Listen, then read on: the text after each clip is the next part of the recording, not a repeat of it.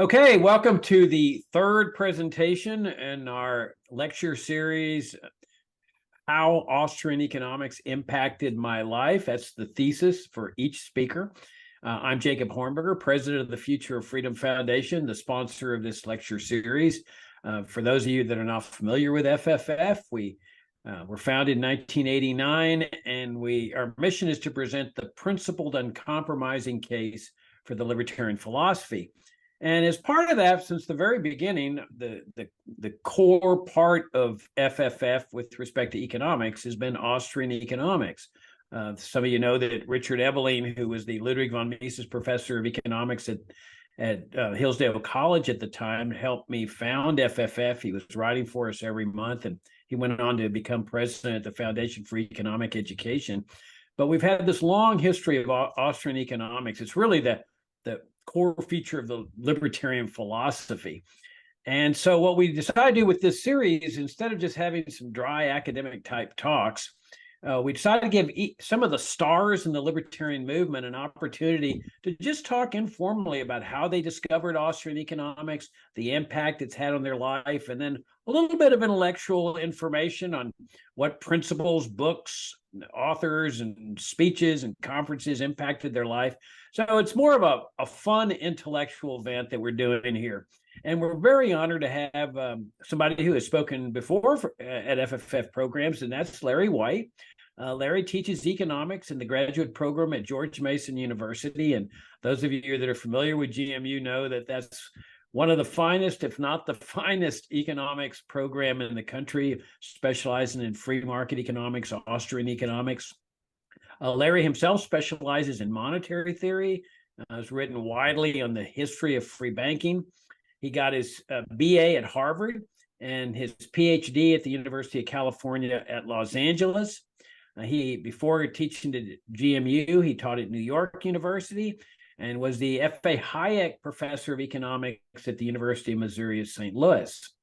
His articles, including articles advocating the abolition of the Federal Reserve, have appeared in the American Economic Review, the Journal of Economic Literature, the Journal of Money, Credit, and Banking, as well as many other professional journals.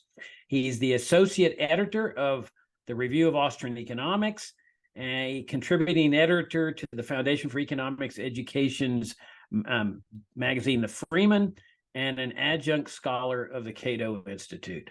Larry, thank you for joining us, and it's an honor and pleasure to have you back here at FFF. Take it away. Thank you, Jacob. Let me modify one thing you said, which is articles calling for the abolition of the Fed did not appear in refereed professional journals. They would have a hard time getting in, but elsewhere.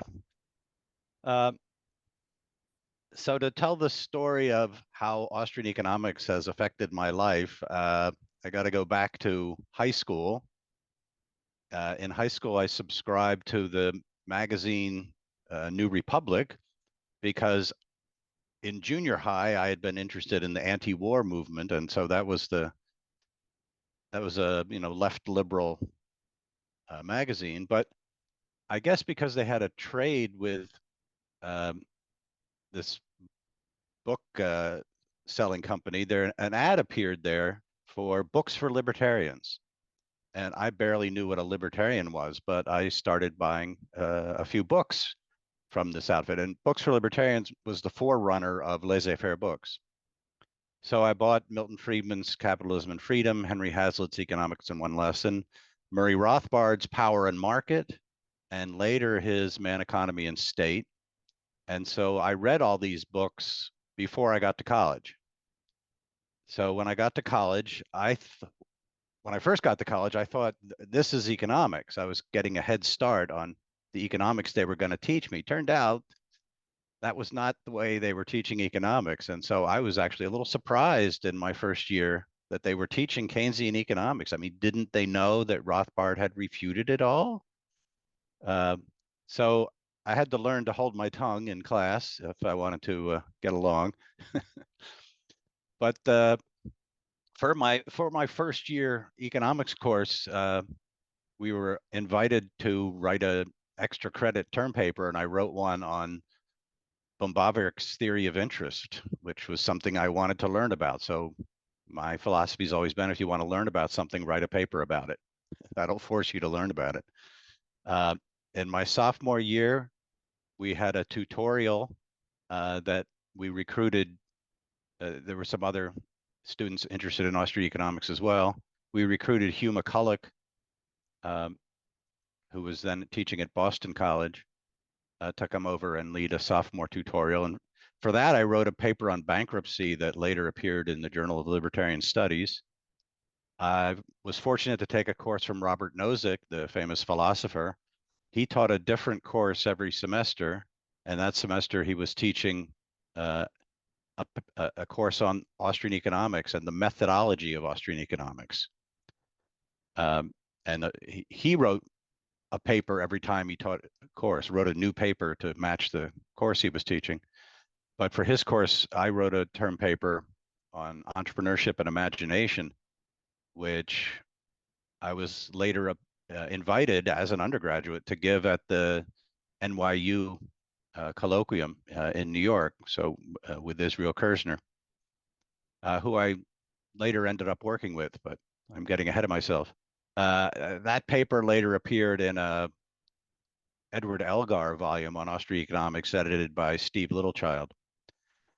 I took a history of economic thought course in college. The instructor was actually an old Keynesian named Arthur Smithies, who had reviewed Hayek's Pure Theory of Capital when it came out in 1941. So Smithies had been around a long time. And for his course, I wrote a paper on the methodology of the Austrian school, which was later published by the Center for Libertarian Studies as a little booklet. And I remember giving Smithies, well, I told Smithies that I had been reading Ludwig Lachmann, and he knew Lachmann because they had overlapped in London at some point. So I gave him a copy of Lachmann's IEA booklet on macroeconomics, and it came back to me with tobacco stains in it because Smithies was a pipe smoker. But on my term paper, I remember he wrote, the Austrians are interesting, but how long are you going to pursue this will-o'-the-wisp? So he didn't see any future in it. During my college years, probably the most important thing was, for my future career, was I went to the Libertarian Scholars Conference in New York City. I think it was the spring of 1975. And there I heard Israel Kirzner speak. That's when I met him for the first time. And he spoke very eloquently, and people were hanging on his every word. And I thought to myself, this looks like a good gig. I could do this. I'd like to stand up there and, give my opinions and have people pay attention. So maybe instead of becoming a lawyer, which is what I thought I was going to do, maybe I want to become an economist. The other important thing about that conference was that I met Walter Grinder, and Walter Grinder became a very important, he was an Austrian economist. He became a very important mentor to me. At that point, he was teaching at Rutgers Newark, and he was later working at the Center for Libertarian Studies, and still later went on to become the vice president for academic programs, I guess, at the Institute for Humane Studies when it was in Menlo Park, California. So we worked together quite a bit after that. But Murray Rothbard was also at this Libertarian Scholars Conference. Walter Grinder, though, was important for many years, and he very sadly passed away about a year ago. But Grinder was always a source of ideas. So when I was taking a course in U.S. intellectual history at Harvard, and I had to write a term paper about some thinker, I asked him who I should write about. He said, why don't you write about William Leggett, who was this interesting free market Jacksonian who hasn't been studied much. So I wrote a term paper on Leggett, and that later I parlayed into editing a volume of Leggett's writings for Liberty Fund. And it was in reading Leggett, in going to the New York Public Library newspaper annex, and back then they would actually let you handle 1837 newspapers. Um, I discovered in one of Leggett's editorials, or one of his essays, a description of the free banking system in Scotland. And he said, this is what we ought to emulate in the United States. And I said, wow, can that really be true? They had a free banking system and it worked as well as he claimed it did. That was a topic I ended up pursuing later in graduate school and became my dissertation. Uh, in the summer of 1975, so this is the summer after my sophomore year in college, I got invited to the Austrian Economics Conference at Hartford, Connecticut. This was the second in the series of Austrian revival conferences. I was a little too young to have attended the conference at in New Hampshire the year before. But at this 75 conference, I met Hayek, Bill Hutt, and among younger economists, Jerry O'Driscoll, Mario Rizzo, Richard Ebeling, Roger Garrison, John Egger, who, as it turned out, later became my PhD student, Joe Salerno, Suda Shenoy, John Hagel, and Jack High. Jack High later became a neighbor of mine. He was a graduate student at UCLA a few years ahead. But because Jack High was there and because Jerry O'Driscoll had gone there, I chose UCLA for my PhD studies. I was also advised by one of my undergraduate faculty advisors, Rachel McCulloch, who herself was a product of University of Chicago. So the department at UCLA was mostly Chicagoite, but she told me, you know, they're crazy. You'll enjoy it. So there were at least two Austrian friendly faculty at UCLA. There was Axel Leyenhoefed and there was Harold Demsetz. And I ended up working with Leyenhoefed. He taught a course on the history of banking theory. He said, I'm tired of all this modern stuff where banks don't matter and money doesn't matter. Let's talk about the debates over how central banks could cause business cycles. So we were reading the 19th century literature, and I took the opportunity to investigate whether what Leggett said about Scottish free banking was true, and pretty much was. And so Leyenhoefed said, well, I don't know about this episode. Nobody knows about this episode. You should write this up as a dissertation. So I did. It was later published under the title Free Banking in Britain. It doesn't self-identify as Austrian economics, but I think of it as applied Austrian economics. It does cite Mises on free banking, and that's Mises, I think, gave the most coherent theory of free banking and the one I rely on. So after UCLA, I was offered the postdoc at NYU. Jerry O'Driscoll had been denied tenure, but he got an extra year to find a new job. And so the plan was that I would move into his chair, or his slot, I should say, after he left. So I was 1 year as a postdoc and then became an assistant professor. And so that was a great opportunity because I got to work with Israel Kirzner and Mario Rizzo. Ludwig Lachmann visited one semester a year for most of the years I was there. Fritz Machlup was also a member of the faculty. He had been a student of Mises back in Vienna.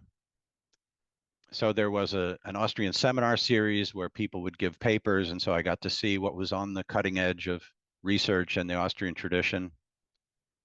As I mentioned, I ended up chairing a dissertation by John Egger. Egger had started working with Fritz Machlup, but Machlup passed away in 1983. And so I inherited Egger.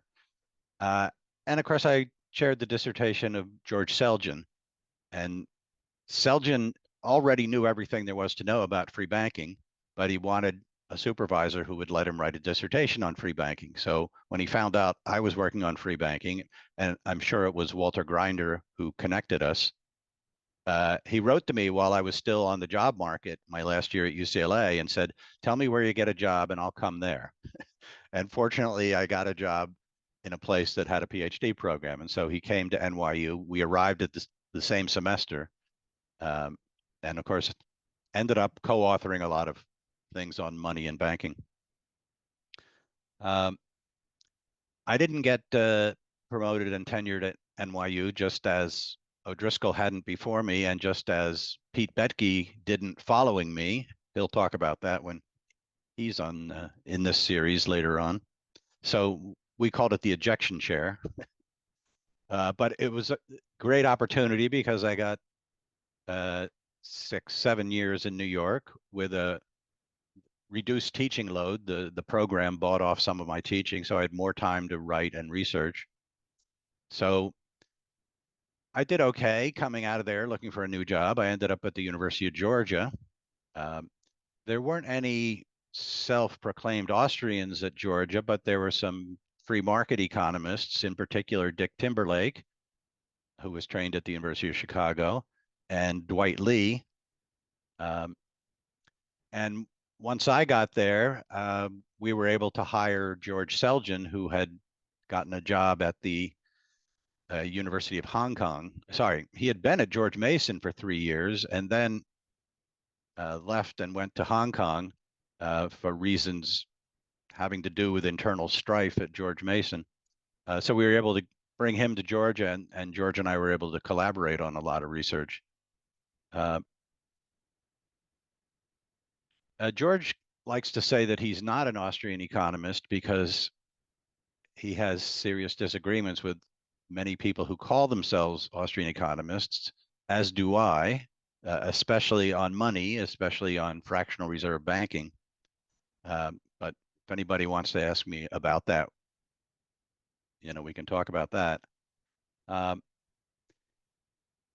the work I've done is certainly, steeped in Mises' theory of money and credit, and to some extent in Hayek's work on banking, although when Hayek wrote about banking, he wasn't gung-ho on free market banking. He thought banks were a source of instability.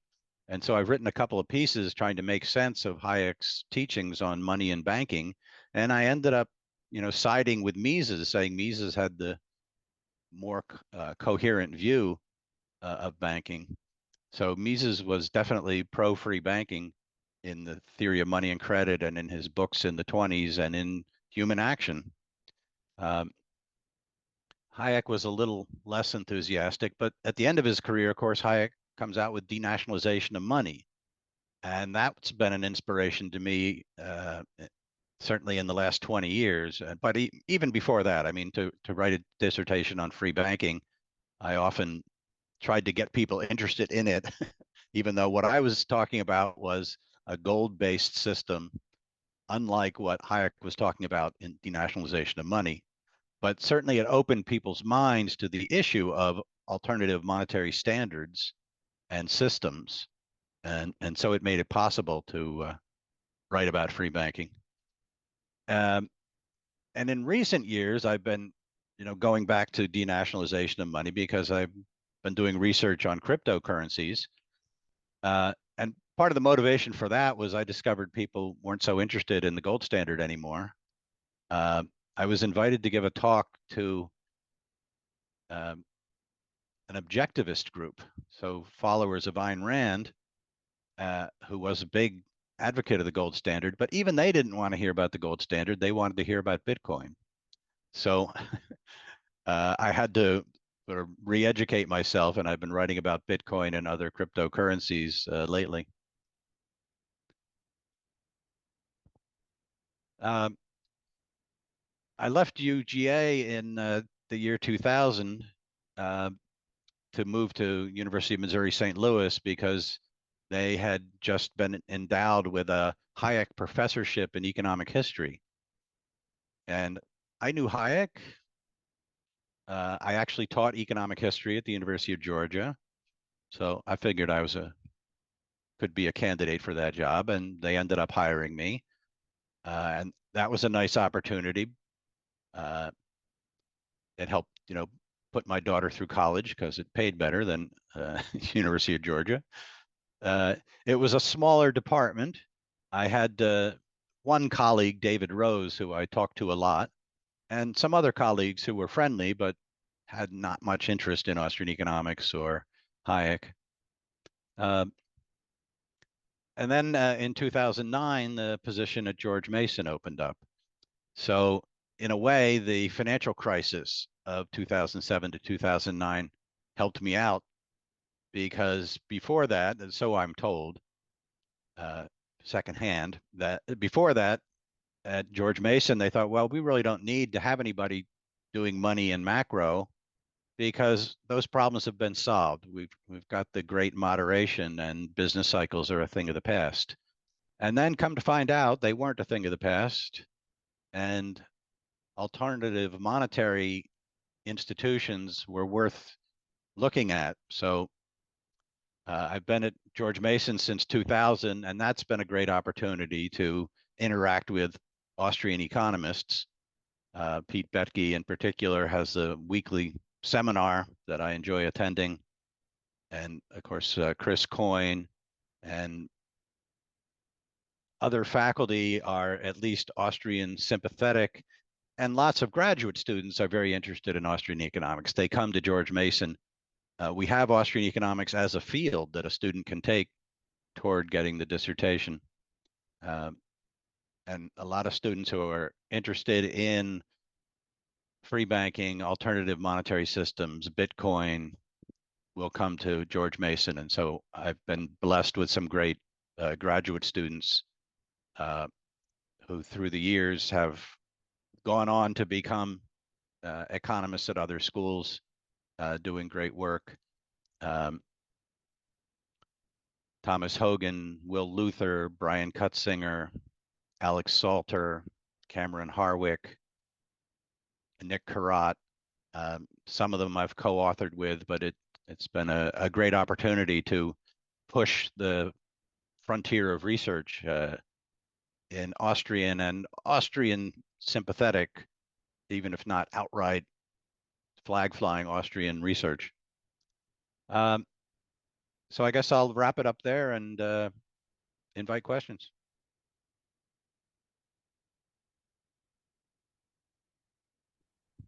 All right, great presentation. I got you really intrigued me though with some certain things that you talked about. So let me start out here with some questions to you. You mentioned books for libertarians. Yeah. And that it was the predecessor for laissez-faire books. Of course, when I discovered libertarianism in the late 70s, laissez-faire books was everything. I mean, that's where you could the only place you could get libertarian books. So we're talking 72. Okay. 71, 72, I discovered books for libertarians. And was that a physical place where you go in and look at books? I don't know whether they ever had a storefront. Okay. They could have just been operating out of, somebody's garage. What, you had like a catalog or something like that? So they ran an ad and I ordered, I don't remember if I ordered things from the ad or wrote to them and they sent me a paper list of the books they had available. And so, you would check the boxes on the paper list and send it back with a paper check. And do you know how they transferred over to laissez-faire books? I believe laissez-faire books bought their inventory. Yeah, because I went to the storefront laissez-faire books in New York City. Right. Boy, Well, so did I, because it was just down the street from my office at NYU. oh, of course. When Roy Childs was there, Roy Childs had a weekly little conference or seminar there. Right. It was great. You mentioned Eugen von Bombewerk. Would you tell us just a little bit who he was? So Bombewerk was a second generation Austrian economist, you might say. The first generation being Carl Menger, who founded the school. Carl Menger was a professor at the University of Vienna, and Bombewerk was a later professor. He studied with Menger, or I don't know if he actually took a course from Menger, but he studied Menger's work and adopted that way of looking at things and picked up on Menger's approach, which Menger hadn't developed very far, to understanding interest and capital. So Bombewerk's great works have been collected in 3 volumes, and the whole set is called Capital and Interest. The first volume is his critique of existing interest theories, people trying to explain why you get a premium for lending money giving up present goods in exchange for future goods.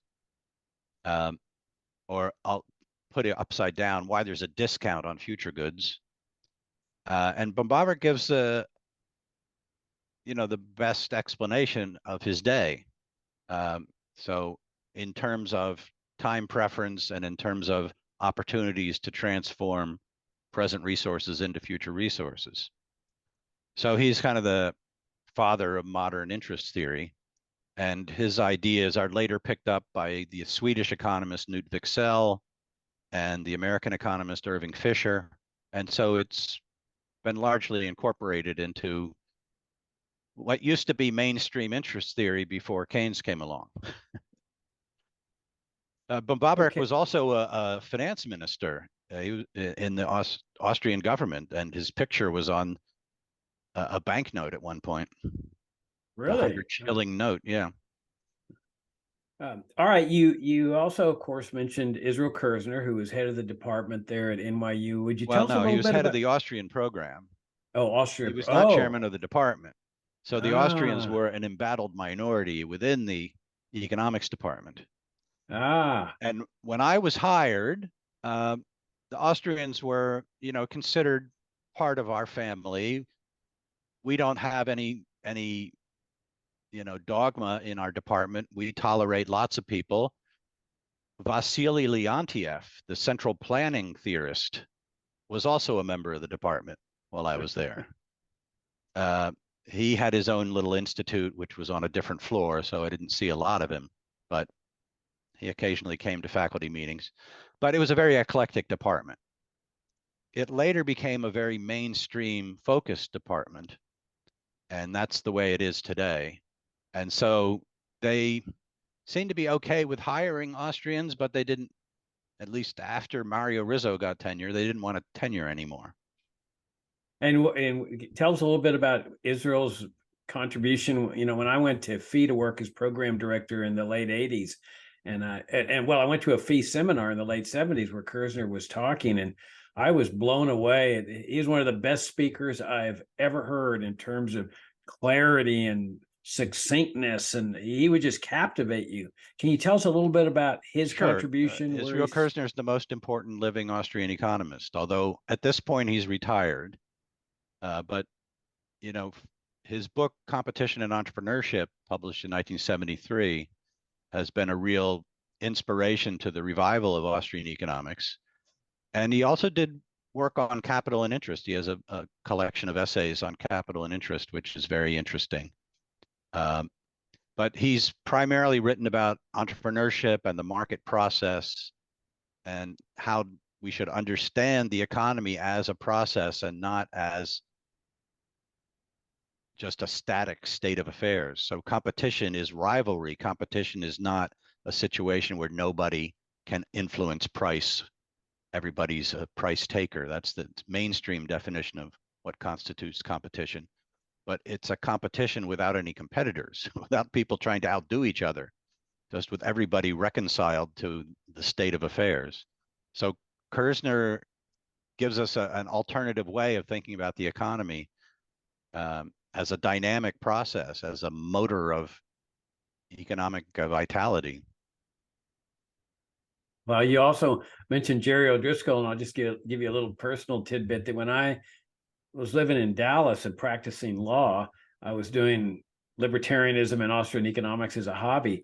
And I formed the Mont Dallas Society, where we would meet every month, one speaker. And Jerry O'Driscoll was there working at the Federal Reserve. And we had so Richard after you Ebeling. left NYU, you went to the Dallas Fed. That's right. Yeah. And so their loss, our gain in Dallas. We had Peter Lewin, Richard Ebeling, Sam Bostaff, the head of the department of the University of Dallas. Hutt was part of our group. Right. We had a nice little Austrian group there that would meet once a month at some pre-selected restaurant where one person would make a presentation and we'd all discuss it. Those were fun times, and it was great meeting O'Driscoll and getting to know him. He recommended that I go to UCLA and work with Axel Lanhoven, which I ended up doing. So he helped steer me that way. Did you know Gary Short? Did you, Jeannie Short? I know Gary, not as well. I mean, we overlapped. There was a big Austrian economics summer seminar that IHS organized and I should have mentioned this was in the summer of 1977. So for me, this was the year between college and graduate school. So I was one of the youngest people there. But they brought in like 2 dozen students, Gary Short, uh, Richard Ebeling. Hayek was there for a few weeks. Um, Rob Bradley, Richard Ebeling, as I mentioned. I think Ebeling took more advantage of Hayek being there than I did. He went to his office and talked to him frequently. I was a little intimidated, I think. Um, but O'Driscoll was there and Rizzo and lots of other people. That sounds like a lot of fun. Yeah, Gary was part of our group, and then Jeannie, his wife, was working at the Dallas Fed. She was part of our group, so we had a quite nice time there in Dallas. Those were fun times.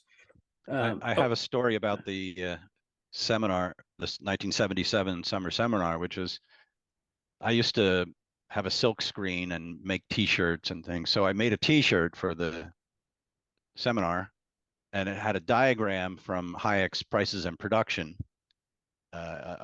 structure of production diagram.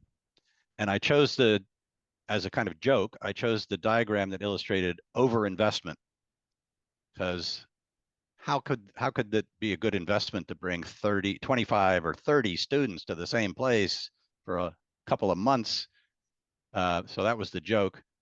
But Jack High, who was also at the seminar, was wearing that T-shirt when he was in Axel Leijenhoef's office one day.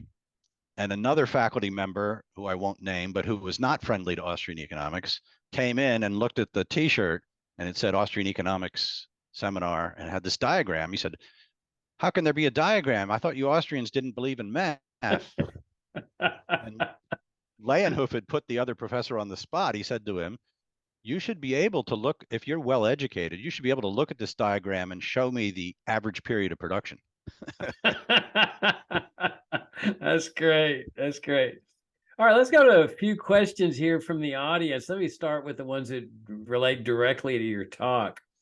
Hello, Dr. White. This is Olivia from Mexico. What have been the challenges in the dissemination of free banking theory in the United States and in the academy world? Thanks for all your work. Regards from Mexico. Hola, Olivia. Olivia is active on Twitter, on now X. It's a challenge to the status quo way of thinking, of course. And I wrote an article years ago, ought to be updated, on the Federal Reserve System's influence on research in monetary economics. And they fund a lot of research. There are a lot of researchers at the Fed, of course, but they also have conferences and they also bring in consultants and visitors. They have staff economists who are editors of professional journals. And so, as Milton Friedman pointed out a long time ago, they're the biggest employer of monetary economists in the United States. If you want a job in the profession, it's not in your interest to alienate them. So you have to be sort of willing to write off working for the Fed in order to, do research on free banking that, well, maybe I shouldn't, maybe that's too strong because there have been actually economists at the Fed, Arthur Rolnick and Warren Weber at the Federal Reserve Bank of Minneapolis, who've written about the free banking experience in the United States. But to picture it as an alternative to central banking, that it doesn't doesn't maximize your career possibilities. But beyond that, it just the way of thinking of mainstream economists is to think of take central banking for granted, I guess I should say, and take the need for central banking for granted. They've never studied the history of systems that didn't have central banks and can't imagine that they would work well. So a large part of my career has been going through the arguments that people often just toss off in passing because nobody's going to disagree with it about how money is a public good, or money exhibits externalities, or we need a lender of last resort. Arguments used to rationalize having a central bank and show where the argument doesn't go through or where it ignores historical evidence that points in the other direction. All right, for the person who is just getting exposed to this philosophy and these ideas, would you explain just briefly the difference between a free banking system and a central banking system? Okay, so a central bank is an institution that nowadays is a banker's bank. It issues the currency of the country. It regulates commercial banks. It's a banker to the government. Uh, it's a lender of last resort. It does a lot of things. In the debates in the 19th century, so most countries didn't have central banks uh, in, let's say, 1900. Uh, the Bank of England had been a central bank for a while, and some other countries in Europe had adopted central banks, but the United States didn't have one. Canada didn't have one. Australia, New Zealand, Switzerland, lots of other countries didn't have any government institution that was responsible for the banking system and that had a monopoly in issuing paper currency. And free banking was the idea that you didn't need any such monopoly, that you should encourage free competition among banks of issue, that there's nothing so special about currency that banks can't issue banknotes the same way they create deposits. The great champion of free banking was Adam Smith, and he lived in a free banking system. He lived in Scotland, where there was competition among many large banks. And he observed that the system worked well. He also observed some bank failures, or the failure of the one particular bank, and he commented on what they had done wrong. But and he wasn't a complete laissez-fairist. Adam Smith allowed for a couple of small regulations. Banknotes should be redeemable on demand. The bank shouldn't be allowed to delay redemption, and there should be a minimum size for banknotes. But he said, beyond that, the more banks, the merrier. The more competition among banks, the merrier. Banking is something that's good for consumers, and so the more competition you have in a business like that, the better it is for consumers. They'll get better terms from banks. So the idea of free banking is one of a decentralized monetary system. So money is issued by dozens of institutions on a gold or silver standard. That was the historical norm. And being on a gold or silver standard means that each bank is constrained in how much money it can issue by its contractual obligation to redeem its notes and its deposits. So on the face of a paper currency note, it will say, we'll pay the bearer on demand $10 or 10 pounds sterling. And that meant you could redeem it for gold or silver coin. And the obligation to have enough gold or silver meant that the banks had to be careful about how much they issued. And if a bank issued more than the public wanted to hold, the public would deposit the excess money either at the bank that had issued it, so it goes out of circulation, or they would put it in their own bank, and that other bank would come and demand redemption at the clearing system. So the clearing system worked as the mechanism by which excess notes are removed from circulation, and banks are disciplined. So the theory of free banking is about how this disciplinary mechanism works, how the system is self-regulating, and how it avoids the problems of a centralized system where if you only have one bank of issue, the central bank, and it makes a mistake, issues too much money, now the whole system is blown up into an artificial boom, and eventually gold is going to flow out to the rest of the world.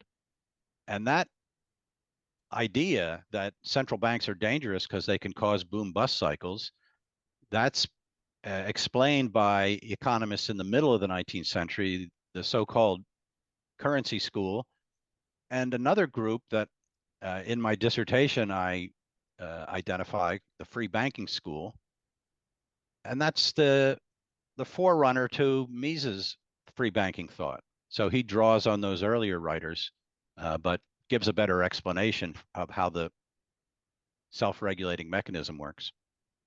Okay. Well, that's a nice prelude to the next question from Pat, who says, could you please describe what differences that business owners and consumers might experience between the banking system we have today and a free banking universe? Well, so the historical models we have go up to, well, Canada didn't get a central bank until 1935.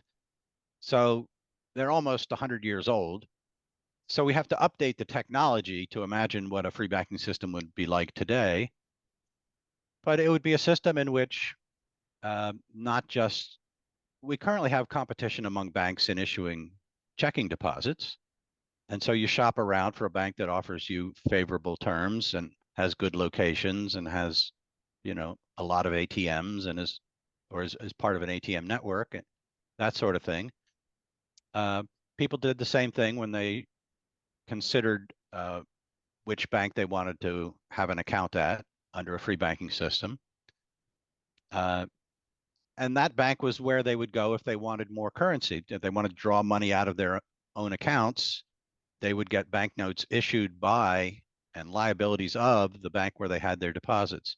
Actually, you can see something like that today. If you go to one of the few places left where there's private banknotes, namely Scotland, there are still 3 banks that haven't lost their right of note issue, or Northern Ireland, or Hong Kong, or Macau. Those all still have private note issue. So if you go to the Northern Bank in Belfast, go to an ATM, it'll spit out Northern Bank notes, and they're accepted at par everywhere. Everybody treats them as equivalent to the other bank notes and to Bank of England notes. And so it's not complicated. It's a lot like a competitive system today. But what you don't have, if you have a gold standard at least, is you don't have a central bank that is manipulating interest rates and driving the system through expansions and contractions. So you have a steadier macroeconomy. Now, it's true that the supply of gold is not uniformly steady, but if you historically look at variations in the supply of gold, they're much smaller than variations in the supply of central bank fiat money. So it's a matter of the lesser of the less evil of two systems, the more steady of two systems. A lot of people arguing for fiat money and central banking never look at the history, never look at the track record of central banks. They just look at the blackboard and say, look, I can design a central bank rule where the central bank will behave itself. Or I can imagine a central bank that has so much knowledge that it knows exactly what to do and does it properly. Yeah, okay, but that's not how central banks in the real world behave. Look at the track record. Okay. Tom has 2 questions. One, can you talk about some governments' desire to create their own cryptocurrency and the potential impact to Bitcoin and Ethereum values? Yeah, so lots of central banks these days have been talking about creating what they call central bank digital currency. In the US, fortunately, they're not too far along on it, but in some other countries, they've actually introduced it. The leader in this technology is China. And in China, it's very clear what the government wants out of it. They want a method of surveillance. So it's not actually a cryptocurrency. It is a deposit system where there are also phone apps. So you can transfer money very conveniently, but from an account where the government has complete surveillance of what you're spending on and when you're spending it. And it's can be used as a method of social control. So if you don't have enough social credit points, right? If you've, uh, you know, if the government suspects that you're not totally loyal, you try to buy a train ticket and they stop the transaction from going through because you're not a good enough citizen to be allowed to buy a train ticket. So that's a sort of nightmare scenario. Uh, and when I hear people say, well, we can't let China, get ahead of us in this technology, it's a surveillance technology. Why do we want to match them in that? Uh, some other governments have talked about a token model rather than a deposit model, which would be kind of like a cryptocurrency in some respects and could be uh, engineered in a way, the software could be engineered in such a way that it preserves privacy, but I don't think that's what governments are going to adopt. It's wishful thinking to think that that's what they're interested in. So as far as what the impact of a central bank digital currency on Bitcoin and Ethereum would be, I think it would actually enhance the demand for Bitcoin and Ethereum as alternative ways to make payments without being under surveillance all the time. And it might also enhance the demand for so-called privacy coins that spill even less information than Bitcoin does about who has uh, uh, when transfers are being made.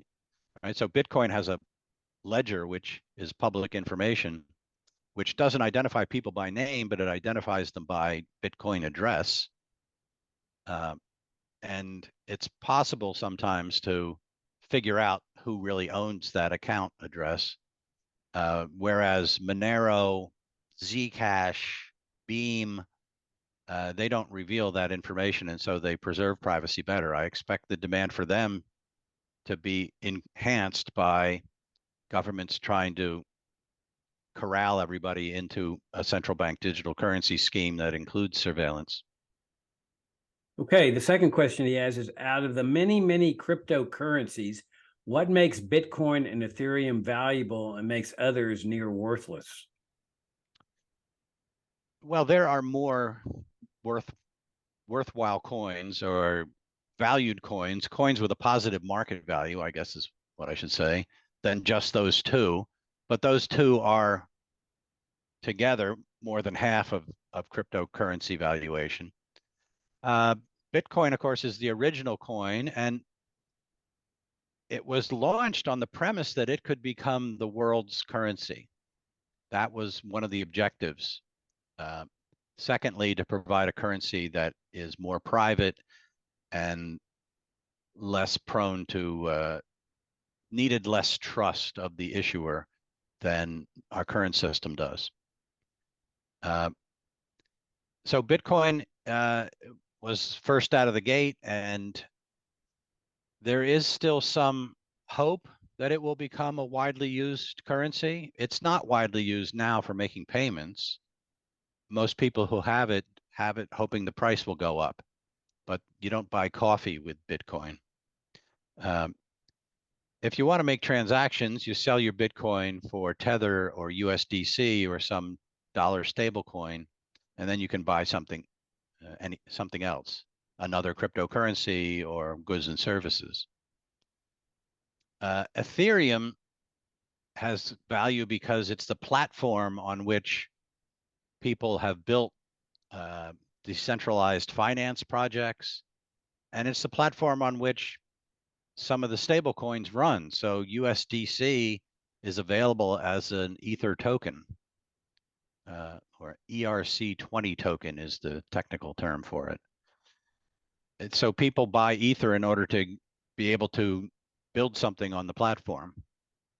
But their dominance is being eroded by other platforms that are doing it cheaper, uh, like Binance or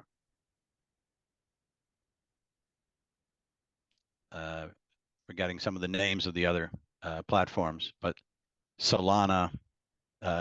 Their transaction fees are much less on some of these other platforms. Sorry, but Oh, Ether was earlier, and so there's a lot of other activity that's compatible with Ether that's not yet compatible with the newer platforms.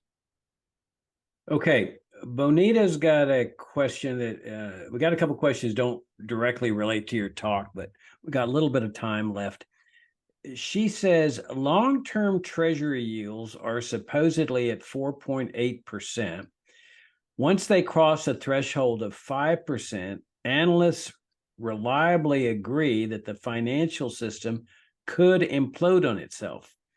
Do you agree that we should really pay attention to long-term treasury bonds and understand that we can no longer service our ballooning debt? Well, servicing our ballooning debt is a problem. Uh, you look at the actuarial analysis of the Congressional Budget Office, and it doesn't look good. So they're projecting growing deficits and therefore national debt growing faster than GDP or tax revenue. And so more and more debt with per finance per way of servicing the debt. And down that road lies a problem where you eventually exhaust the world's appetite for US government debt. And so you have to pay higher and higher interest rates. And eventually you reach a point where to sell more debt, you got to raise the interest rate so much on all the existing debt that you actually didn't free up any money. Everything you borrow has to go to pay interest. So that's what's sometimes called the debt trap. And we have to, luckily for the US, we don't see interest rates rising very far. They've been pushed up by the Federal Reserve. There isn't any magic tripwire at 5%, but the higher the interest rate goes, especially the higher the real interest rate goes, the more and more expensive it is to US taxpayers because debt service becomes a bigger and bigger share of the federal budget. In some of the European countries that had sovereign debt crises around 2010, like Spain, like Greece, debt service became a third of the budget. And we're still below that in the US, but it's growing. I believe debt service now exceeds defense spending. Okay, the final question deals with the perpetual issue that libertarians have engaged in late night sessions for many decades. Do you have an opinion on anarcho-capitalism? Well, it's not my specialty. So, in a sense, I believe in an anarchic monetary system because I think it can regulate itself. But within a framework of property rights and law enforcement and contract enforcement, and exactly how contracts are enforced, not really my area of research. I mean, contracts have traditionally been enforced privately through private arbitration, through merchant courts. In the medieval trade fairs where there were disagreements among merchants, they settled them at the end of the day by convening a court. It was called a pie powder court. I learned this from Leonard Liggio because pie is French word for foot. People had powdery feet. They'd been in the dusty fairgrounds all day. But it was the merchants adjudicating disputes among merchants. So that's a kind of anarchic in the sense that there's no state imposing the law enforcement on that system. Now, whether that would work without being in the shadow of the state, because these fairs are not taking place in anarchotopia, they're taking place in France or, Italy. I don't know. The real problem, I think, is not contract enforcement. The real problem is criminal law. What do you do about predators? What do you do about domestic predators? What do you do about foreign predators in a world of organized states where the organized predators can come across your border, which would be if it's undefended. how are you going to organize and finance the defense of the border in an anarchic state? I have colleagues at George Mason who think that problem can be solved. Um, I can't really speak very expertly about that, so I'm gonna pass on that. I will mention Okay. that I used to play the computer game Civilization, which is a uh, simulation where you run your own civilization. So it violates all the Hayekian warnings about, a pretense of knowledge and how things can't really be controlled from the top down. But anyway, uh, in Civilization, you can choose whether to be a liberal trading state or whether to be a militaristic conquering state. And you do better, actually, if you're a liberal trading state. But I tried playing a Rothbardian state once where I didn't defend any of my cities, and they were all conquered by barbarians who sort of appeared out of nowhere, took over my cities. So that leads me to worry about the problem of defending the cities. All right. On that great note, we'll wrap things up. We're about out of time. Thank you, everybody, for tuning in. Next week, we got the great Pete Betke. I guarantee you, you're not going to want to miss Betke. Larry mentioned him in his talk. He teaches at George Mason University. Betke's absolutely fantastic. Larry, I can't thank you enough for taking the time to share your history and your thoughts and your perspectives. This has been a real enjoyable intellectual event here, and thank you very much. Thanks, Bumper. It was fun.